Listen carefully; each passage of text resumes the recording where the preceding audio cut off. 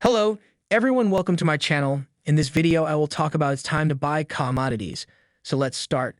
The green movement is committing us to a more sustainable future, massive reduction in greenhouse gas emissions by 2030 and a net zero target by 2050. But how well, no one quite sure yet because there are numerous troubles. For that and why the outlook for commodities are super bright, plus if big nations like China and India didn't come to the party, it didn't matter what the rest of the world did.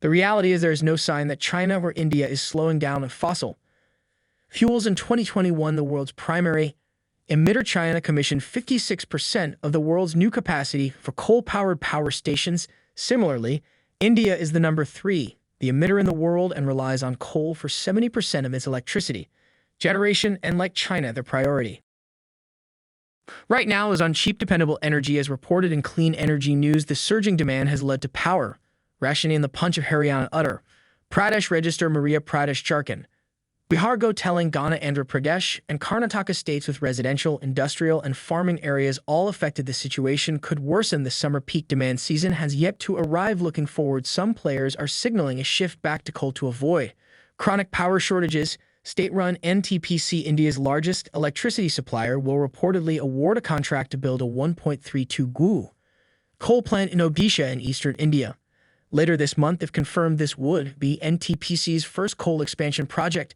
in 6 years. The company might also seek to revive 2 stalled projects in Lara and Singrauli, according to media reports.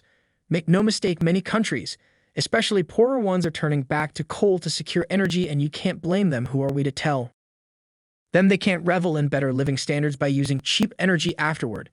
We have just spent a century benefiting from it. Not only that, in an increasingly uncertain world, coal is a pretty safe the choice for most countries, and we're seeing that's not the case for other types of fuel. Take the state of affairs in Germany right now.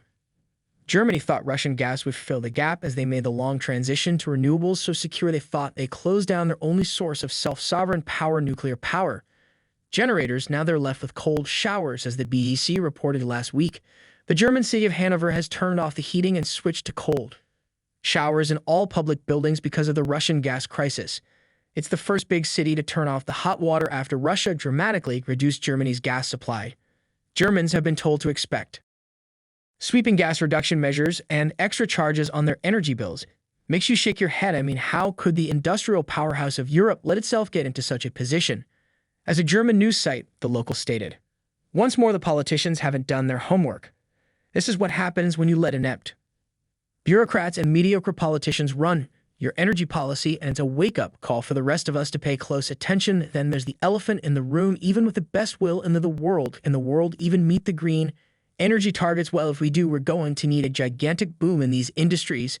An irony for the Greens, if we're going to transition to a renewable future, we're going to need to do a lot of mining.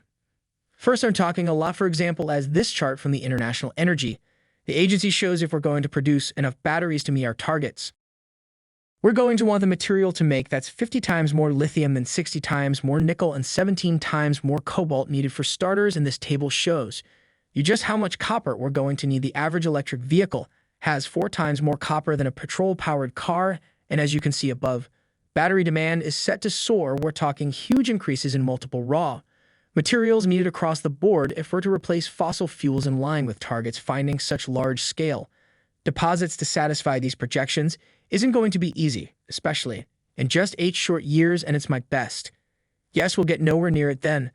There's this chart. As you can see, China dominates the downstream production of electric vehicle batteries, given how fraught international relations are between the US and China right now. It seems this is a very unreliable partner to pin your energy future on. Again, creating the infrastructure to convert raw materials into useful battery components is no easy feat. It takes years for approvals, financing decisions, manufacturing, testing, and other processes to complete in short 2030.